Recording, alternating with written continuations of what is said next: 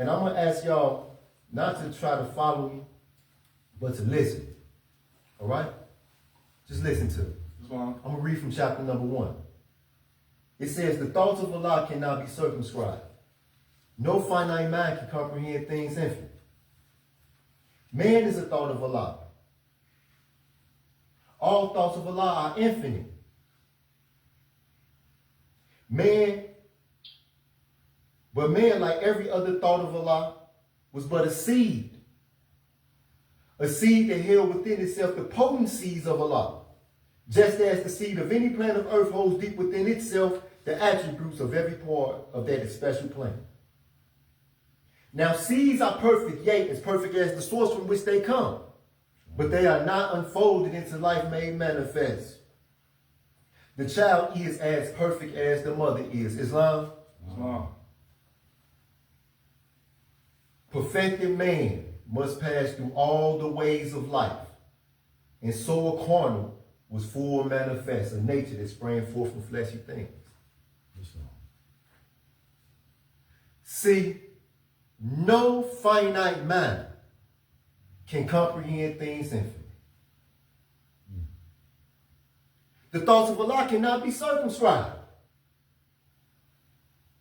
Now I'm going to tell y'all something. And I say this all the time. Because some wise sheik said it many years ago, during the time of the Prophet. He said that there aren't but a few who know what the truth is about man. Islam? Just only a few more. How many men know that the thoughts of Allah cannot be circumscribed, that no finite mind can comprehend things infinite, and that they themselves are infinite? And therefore it is impossible. It is impossible for any one of us to comprehend ourselves without removing all of the boundaries, all of the prejudices, all of the superstitions, and all of the external falsehoods that have been planted inside of us. See, the superstitious people are the Jews. Now let me tell you what's so dangerous about them being superstitious. See, they adopted customs and faiths that were not their own.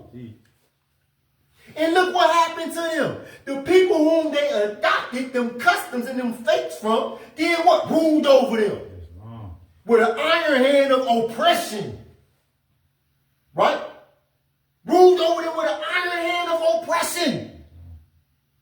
Because they was able to control, they was able to stop and to cease them from trying to learn about themselves and the potencies within themselves. That thing that they truly are. See, man is what? Not the body, nor the soul. He is a spirit and a part of Allah. See, not many of us know this.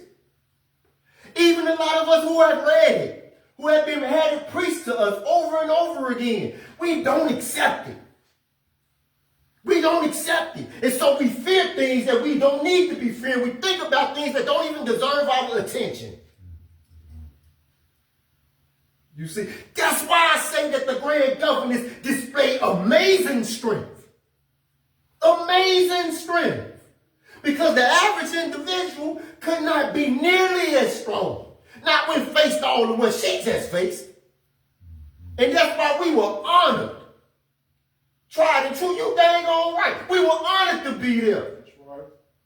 As a matter of fact, I wouldn't even have considered not being there. The thought never crossed my mind. And I know it ain't never crossed near one of y'all mind. Islam? If thy brother is in adversity, you assist him. And when your sister is in trouble, you get there. You get there. All right? Because the fortunes of Allah are all at our disposal in our love to each other. Okay? Our God Allah is the most wealthiest. The most wealthiest, and therefore we have an unlimited capacity to invest in ourselves when we do his work. Islam? Am I telling you the truth? This man told it to me. This man taught it to me, so we love him unconditionally. We love him unconditionally because of what he did for us, what he gave us, what he sacrificed for us. Just think about this. Think about this. One's an ask you, man, why do you support such a so-and-so so much? Why do you endanger yourself for such a so-and-so so much? And then the same ones, Islam, will call themselves Christians. Think about that asinine idea that they could find something wrong with you being there for your loved ones. When the prophet Jesus, according to their teaching, died on the cross for their sins. Come on, man. Come on, man. And he allowed for them Roman soldiers to come and to take him prisoner, according to their teachers, for their sins. Not his own sins, but for their sins. And then they look at you like you did something wrong when you come to my defense. Come on, man. That's why they don't understand what defense truly looks like. They think that every time you come to somebody's aid, you got to be seeking to harm somebody. No, I'm going to give you what you need and provide you what you need. The Prophet Moorish Holy told us this. Islam, what did our Supreme Grand Governor preach to the high rafters? Food, shelter, and clothing. This is what we need, Moors. This is what we need. In order for us to get that, you know what we got to be able to do? We got to be able to move mountains because we got a whole world that don't understand and they think that we here to hurt them. They think that we here to hurt them, Moors. Do y'all understand that? Our reputation has been tarnished. I'm talking about the reputation of the Moorish Science Temple of America. It has been messed up. It's been drugged through the mud. It's been drugged through the dirt. When I first came to this particular grand body, Arnil Bey invited me here. Let me tell y'all something. I'm going to tell y'all the truth. I was with one particular grand body for over a decade. I worked for that body. I worked for that body in the crypts where men are broken. We in there healing them and fixing them. Ain't that what it said in the Holy Quran of the Moorish Temple of America, chapter number 6? What was Jesus doing? Engaged in building dwellings for the sons of men. He was doing work outside of himself for others, ain't that right? And he was using the tools in the workshop of his own mind to build dwellings for other men. Ain't that right? Ain't that what it say? Ain't that what it say? When Ravonna found him, what was he doing? He was standing on the ladder and he had tools, compass, square, and an axe. Islam? See, this is what we was doing, but them ones, they left us there. Right. They abandoned us. They wouldn't even accept our call when that's not a name ladder. As a matter of fact, you pick up the phone and dial their number, and it just say they're not accepting calls from here. But Arnil Bey, he came to the rescue, man. He came to the rescue, and he came with open eyes and pure intentions. And let me tell y'all something. Years from now, men who in there, who walk inside of these doors because they believe that their conditions can be better, they're going to have him to thank for them doors still being open because ones tried to slam them shut. Even though the Prophet Moorish Holy said, what? What did he order us to do? Keep the doors open. And what did he say he was going to do? Drive them in. Did he tell us how they was going to come in? Did he tell us what condition they was going to be in? No. He did not. All he said was that he was going to drive them in and he left the rest up to us. Right. Because he gave us divine instructions. Holy instructions from the divine prophet of God, man. Of God. The Sheikh Rice Bey, he says, emphasize, this is a spiritual war that we fight. We fighting for spirits and souls that don't know that we fighting for them. They think we fighting against them. Some of them think we are their enemies. Not knowing that we are what we know. See, this is what we know. We know that it's in our best interest that man will be friendly to us. So it's only intelligent for us to be a friend to all mankind. Ain't that right? That's right. It wouldn't make no sense for us to approach them with malice in our heart. But see, we got to learn to love instead of hate. We have to learn this, y'all. We have to learn it. And we have to unlearn the hatred that we feel for the man in the mirror. Because that's what it is. It's hatred that we feel for the man in the mirror. It ain't me that they hate. It ain't you that they hate. It ain't her that they hate. It's them that they hate. It's their own guilt. It's their own faults and their own flaws that they don't want to face. So they'd rather fight you. It's easier. It's easier. See, when we read in the Holy Quran of the Moorish Temple of America, chapter number 4, it tells us that when John was 12 years old, his mother died.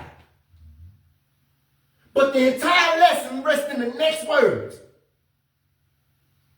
And he wept. Why did he weep?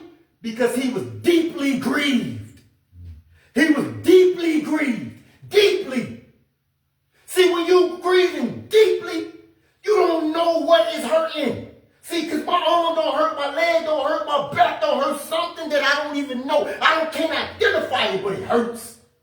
And I don't know what's causing the hurt, because if you grieving because somebody died and you ain't never died, you ain't got no evidence that there's something wrong with it, then why are you grieving about it?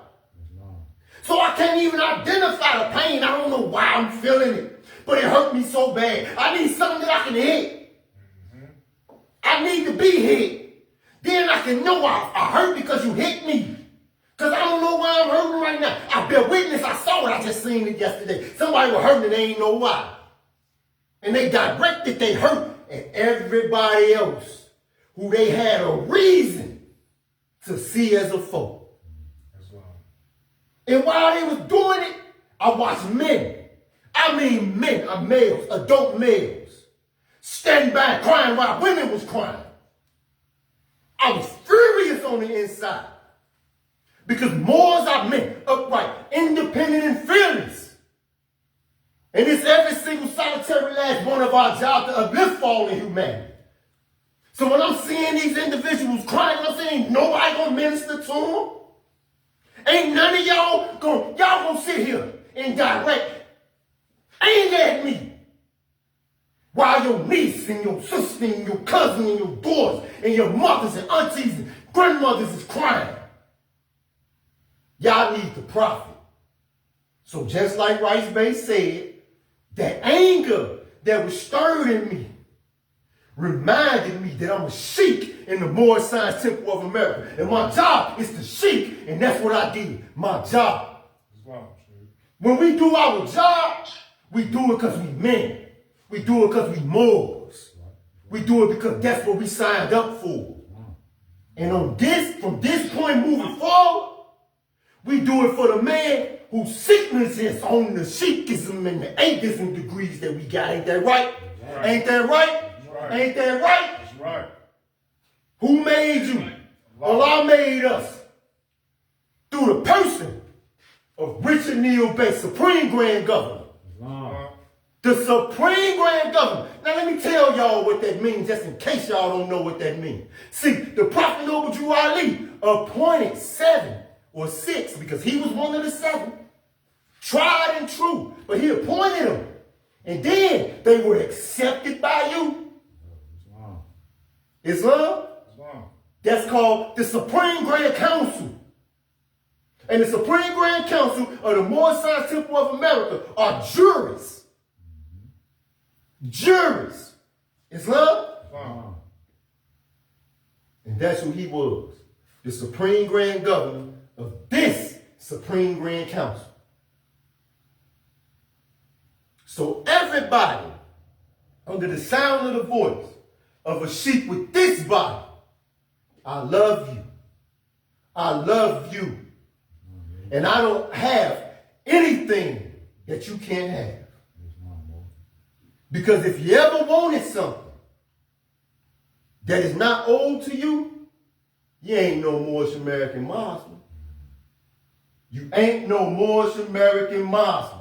And the Prophet Noble Drew Ali did give us a criteria. This ain't for everybody, is it, more? The Prophet Noble Drew Ali said if you have race pride and you love your race, you join the Moorish Temple of America. Ain't that what he said? He said this is a field open to strong men and women. Ain't that what he said? So the rest of y'all ain't invited. This ain't ain't for them. All praise due to Allah, honor to his holy prophet, Islam.